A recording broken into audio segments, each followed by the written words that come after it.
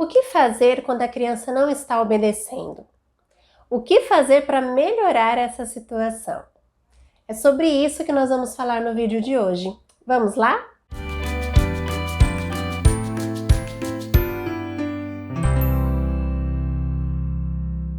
Oi gente, meu nome é Aline Sartori e eu sou psicóloga infantil.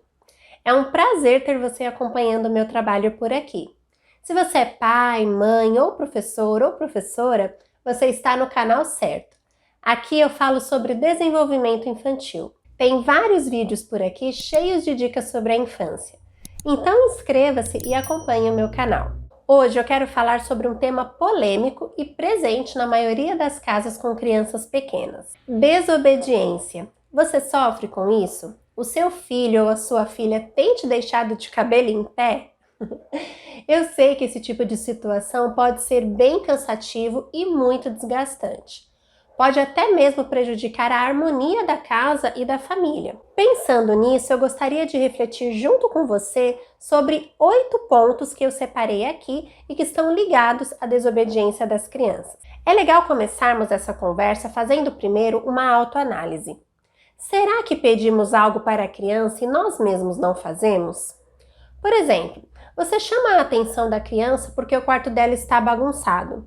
Mas e o seu? Está organizado? É sempre bom pensarmos sobre isso, porque é importante pedirmos aquilo que nós damos o exemplo para as crianças. A ideia do faço o que eu digo, mas não faço o que eu faço é furada. É preciso sim ter autoridade e falar com firmeza com as crianças. Mas antes de tudo, é muito importante dar o exemplo também. Outro ponto que é importante pensarmos é sobre a consistência das regras. As regras na sua casa, elas mudam com frequência? Elas acontecem de acordo com o humor dos adultos? Sabe aquilo, um dia pode e no outro dia não pode mais? Esse tipo de coisa ensina para a criança que ela pode criar um jeitinho de fazer o que ela quer, porque ela percebe que você muda a regra se estiver cansada, por exemplo. Então é importante manter a sua palavra independente do momento. Já que estamos falando sobre regras e sobre birras, toda vez que você cede a uma birra da criança, ela aprende e reforça algo. Eu posso conseguir o que eu quero fazendo esse tipo de coisa. Tem um vídeo aqui no canal falando sobre birra e como acabar com esse mau comportamento. Outra coisa que eu quero falar com vocês é: você costuma conversar com a criança? Ou você já tira as próprias conclusões sem ao menos entender o que está acontecendo na cabecinha dela? Em alguns momentos, a criança não está sendo teimosa, mas está com algo totalmente diferente na cabeça. O entendimento dela é diferente do seu. E sem uma conversa, isso nunca será descoberto. Então é importante conversar e dar a oportunidade da criança se expressar. Com essa conversa, você vai conseguir entender, por exemplo, se realmente a criança está sendo teimosa ou se ela não está entendendo a situação. O quinto ponto que eu separei para conversar com vocês é sobre a importância de ajudar a criança a controlar as próprias emoções e de nós adultos também controlarmos as nossas. Você já percebeu que quando estamos muito estressadas com várias coisas na nossa cabeça, acabamos ficando mais exigentes com as crianças? A nossa paciência parece até que ela some. Acabamos depositando na criança a nossa irritação. E é preciso separar as situações. Se não tem momentos que estamos tranquilos, aí acabamos sendo muito permissivos. E em outros momentos acabamos sendo muito exigentes. Essa inconstância dos adultos prejudica muito o aprendizado das crianças e pode deixá-las mais desobedientes ou irritadas. O sexto ponto também é muito importante.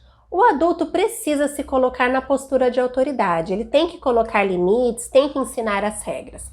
E a criança, ela deve sim satisfação e respeito para o adulto.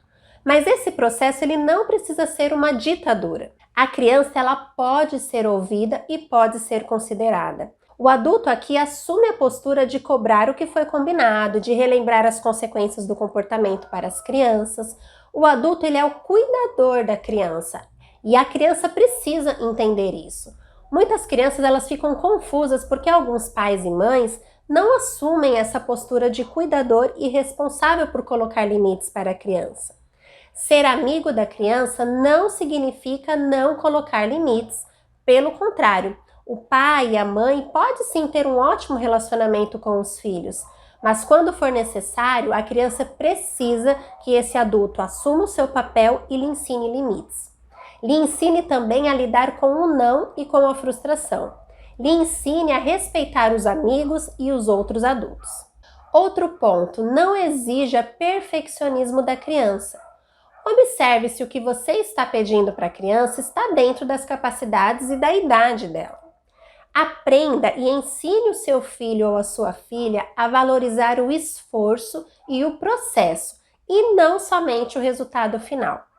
Uma das características mais marcantes na criança com TOD, o transtorno opositor desafiador, é a baixa autoestima. Então, estimule o seu filho, reforce as suas qualidades, ensine ele a superar ou a lidar com as dificuldades. Isso ajudará muito na questão da desobediência. O oitavo e último ponto que eu separei aqui para vocês é pensar em atividades que ajudem a criança a lidar com regras e disciplinas. O esporte é uma excelente ideia. Ensina disciplina e também respeito. Além de ajudar as crianças a gastarem mais energia e diminuir a sensação de tédio nos pequenos. E claro, é muito importante pensarmos que as crianças estão se desenvolvendo, elas estão aprendendo. Muitos maus comportamentos das crianças são frutos de uma dificuldade delas de lidarem com o que sentem. Às vezes elas não sabem lidar com a raiva, não sabem lidar com a frustração, não sabem lidar com a ansiedade e acabam se comportando mal. E os adultos também estão nesse processo. Pai e mãe também estão aprendendo com os filhos.